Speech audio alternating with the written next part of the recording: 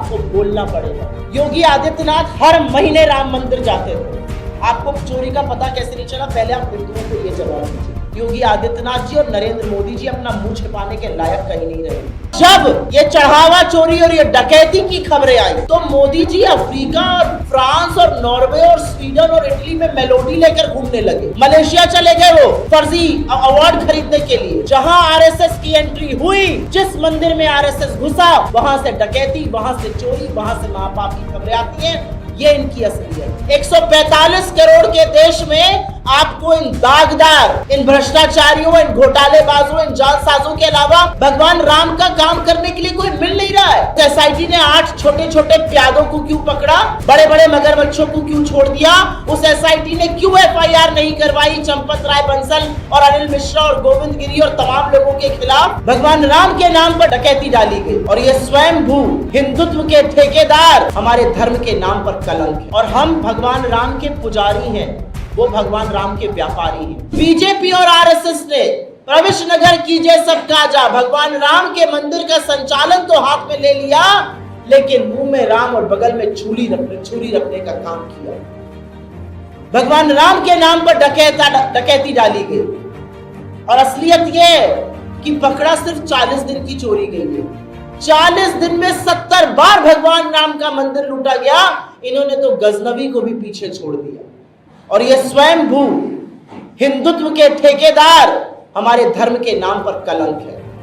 BJP और RSS के लोग उस ट्रस्ट में भरे हुए थे जिस ट्रस्ट के ऊपर भगवान राम के मंदिर के संचालन की जिम्मेदारी। आनंद फानन में एक एसआईटी का गठन होता है और अब मैं कुछ क्रमवार तरीके से कुछ ही मुद्दों पर बोलूंगी। पहले एसआईटी पर चर्चा करते हैं। एक एसआईटी बनाई गई,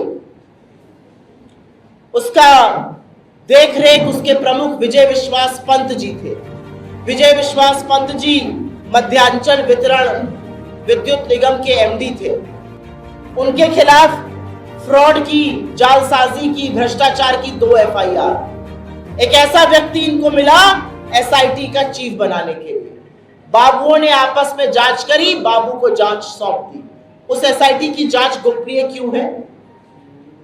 उसको सार्वजनिक क्यों नहीं किया जा रहा है? उस एसआईटी ने 8 छोटे छोटे प्यादों को क्यों पकड़ा, बड़े बड़े मगरमच्छों को क्यों छोड़ दिया? उस एसआईटी ने क्यों एफआईआर नहीं करवाई चंपत राय बंसल और अनिल मिश्रा और गोविंद गिरी और तमाम लोगों के खिलाफ? क्या उनको माल ठिकाने लगाने के लिए छोड़ दिया गया था और आपकी आंखों में धूल झोंकने के लिए 2 घंटे की पूछताछ कर ली गई चंपत राय बंसल से?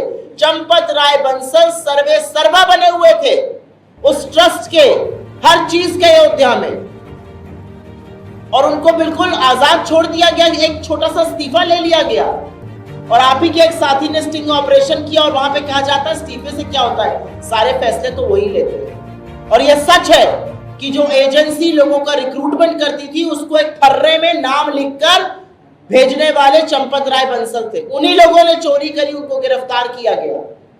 तो जब चोरों के सरगना को आपने छोड़ दिया तो छोटे छोटे प्यादों से क्या मिल जाएगा? कोई 12,000 कमा रहा था, कोई 14,000 कमा रहा था, ये अलग बात है। वो 25 लाख का प्लॉट खरीद रहे थे। लेकिन ये भाई साहब क्या कर रहे थे? चंपत राय बंसल आरएसएस के बेहद करीबी, आरएसएस की विचारधारा के, आरएसएस के कार्यकर्ता, उनको छोड़ने का काम क्यों किया गया? अनिल मिश्रा को छोड़ने का काम क्यों किया गया? चंपत राय बंसल जानते थे कि अयोध्या के श्री राम मंदिर में केंद्रीय पुलिस बल भी है, स्टेट पुलिस बल भी है। उसके बाद भी उन्होंने 400 निजी सिक्योरिटी वालों की एक एजेंसी क्यों रखी? वो उसी रूट पर क्यों लगी जहां पर डोनेशन जाती थी? उनका क्या काम था? उनको 1 करोड़ रुपए महीने का क्यों भुगतान होता था? वो एजेंसी बीजेपी के एक एक्स एमपी, आरएसएस के एक कार्यकर्ता की थी, बिहार से है वो। उनको क्यों रखा गया? क्या उनके ऊपर चोरी का जिम्मेदारी सौंपी गई थी? ऐसे चोरी होगी? ये दूसरी बात है।